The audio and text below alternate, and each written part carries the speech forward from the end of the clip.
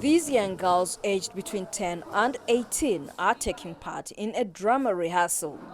All of them are either pregnant or have recently given birth. They've had to drop out of high school and are now being housed at this pregnancy crisis center after they were cast out by their parents. And many of them had their first sexual encounters without knowing the risks involved.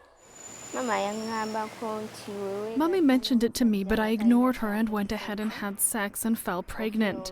But she hasn't said anything again. Trainers here believe these girls need to know better sexual health education to avoid risks like pregnancy and HIV/AIDS. However, Uganda is extremely conservative and these matters are not talked about openly. Because even parents don't want to talk about it with their own children.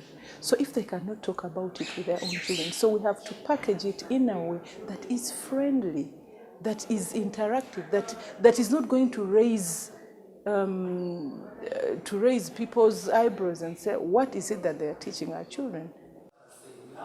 Studies show pregnancy is one of the leading causes of school dropout rates in the country. And while centers like these are helping young girls who have fallen pregnant, educators believe the problem needs to be tackled at source. That's why Uganda is introducing compulsory sexual education for high school students by 2017. This is the handbook that will be used in Ugandan schools. Inside it contains a wide range of sexual health issues that will be taught to students. Topics like body changes during adolescence, how to manage emotional feelings, how to prevent pregnancies and sexually transmitted diseases are all dealt with here. From the age of 16 to 18, that is where they find relationships between boys and girls, and they have to have this kind of urge, the sexual urge between the two. Because of the hormonal changes, they end up sleeping together and they get pregnant. So that means they should know all about the hormonal changes and how the body changes and how they can get attracted to the opposite sex and what are the end results of being attracted. Where do we stop? Where do we draw a line when we are together with a boy? From 2017, all students in Uganda between the ages of 12 to 16 will be required to attend sexual health lessons. Some of the children are lured into sex just because they don't have the right information.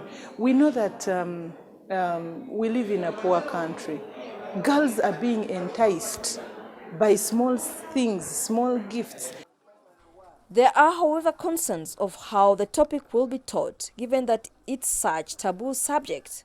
We have carefully selected topics that are appropriate for that specific age. And we are so mindful of the laws of Uganda, the cultures of Uganda, and the religions in Uganda.